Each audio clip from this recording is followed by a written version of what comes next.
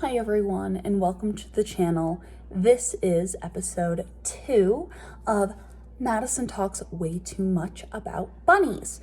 And today we are going to go over bottle feeding.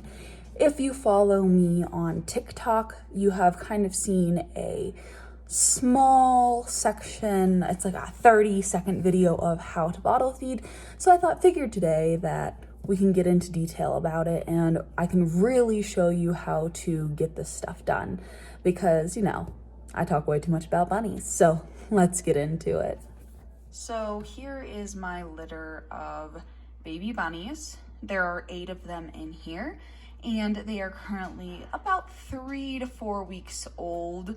I would have to look at their pedigrees just to verify, but I think they're almost 4 weeks old. So I am feeding them currently once a day, about 10 ml a day.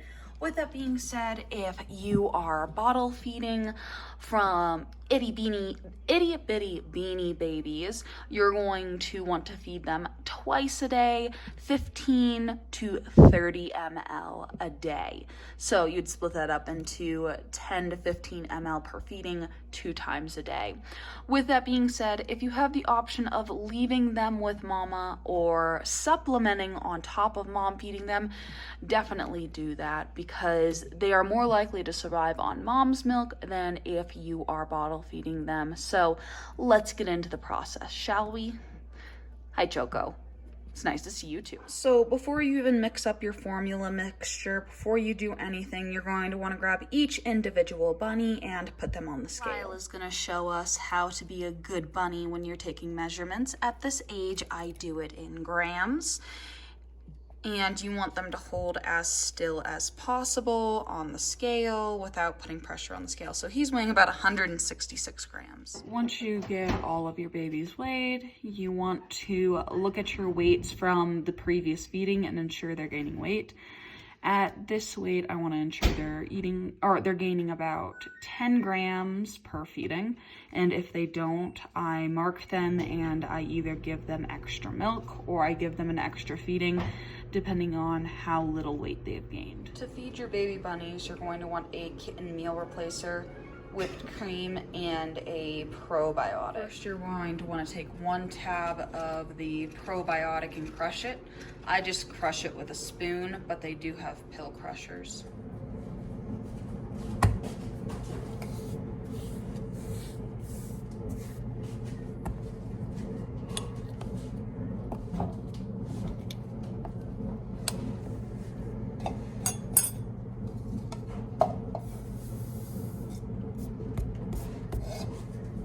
Next, you're going to want to make the kitten formula as is recommended on the container.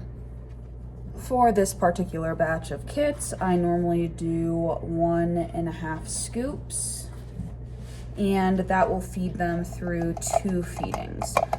Just remember that this mixture is good in the fridge for about 24 hours.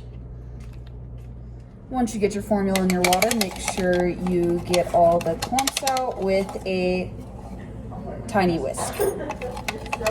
Once you get the chunks out of your kitten milk, you're going to want to add equal parts heavy whipping cream to your milk. So in this case, we're going to get 3 teaspoons of heavy whipping cream. 1, 2. You're going to want to mix that together, but make sure you do not whisk the mixture or else it will turn into whipped cream and you won't be able to feed it through your bottle.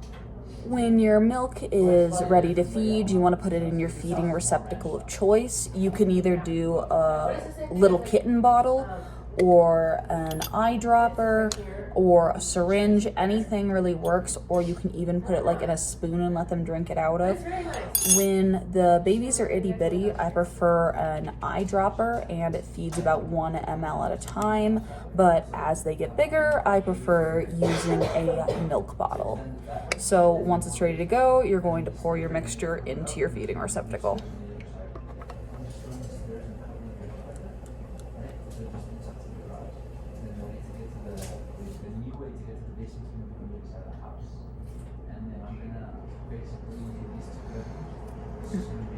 Any mixture you don't use can be kept in your fridge for up to 24 hours. If your baby bunnies are anything like mine, they're going to judge you from afar the entire time that you are making their milk. When you are going to give your milk, you want to ensure things like this don't happen. And as you saw, there was like dripping behind the nipple, and that just means the nipples come loose from the screw-in top. It's pretty easily fixed by just pushing it down again. Some baby bunnies will not take the nipple entirely into their mouth, so you need to squeeze it a little bit and they'll lick it off the front like Sammy is here.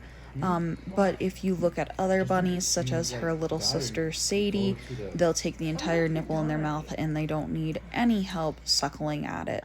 So as you can see, the entire nipple's in the mouth. She's nearly pulling it out of my hands and it's good to go. Now, if you have a rabbit that won't take the bottle, you can keep them on the eyedropper or try a spoon. The big thing when it comes to bottle feeding is just making sure that the babies get in their milk and that they're not dropping weight. If they are dropping weight, you can try isolating them away from the rest of the litter and, hand feeding them and forcing them to eat compared to this style right here, which is kind of a free-for-all. If you look at the little black bunny in the back right, that's Solstice, and I have very rarely gotten her to take a bottle. She is nearly completely on hay and pellet, but I'm not too worried about it because she is still gaining weight, and I will continue to attempt to get her to drink out of a bottle until everyone's weaned. So that is a brief overview of kind of how to feed baby bunnies. With that being said, I am not a vet. This is all out of experience.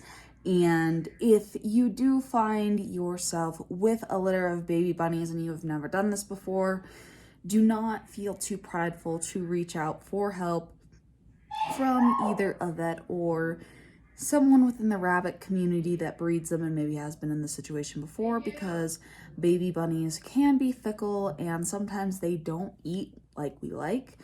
Also, another thing to keep in mind when it comes to baby bunnies, like I said earlier, it's best to keep them with mom if you can. And this is only my experience for domesticated rabbits, right? All of my rabbits are mini Rexes. They are used for showing and meat and that kind of thing, right? So if you find yourself stumbling upon a wild nest of rabbits, try to leave them alone. It is a myth that if you touch your baby bunnies, the mom will not come back to them.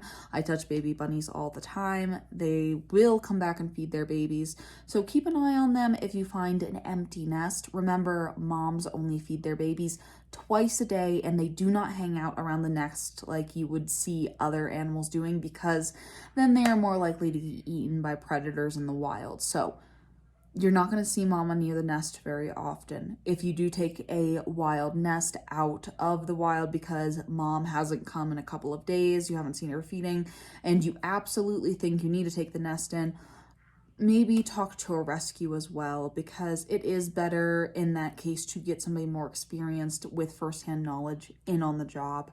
But when it comes to domesticated rabbits like I have in a breeding program, you can try as hard as you want, and sometimes you just have bottle babies, whether that be 100% bottle babies or supplementation because your mom's milk doesn't come in right away or it never does, or maybe you have too many kits in a litter and you don't have a backup doe because when you bred your two does at the same time, only one caught. So instead of having two litters and surrogating those babies with each other, then you have to act as mommy bunny. So keep all those things in mind. If you have any questions, please leave them down in the comments below. I'd love to answer any of them if you have them or if you need help.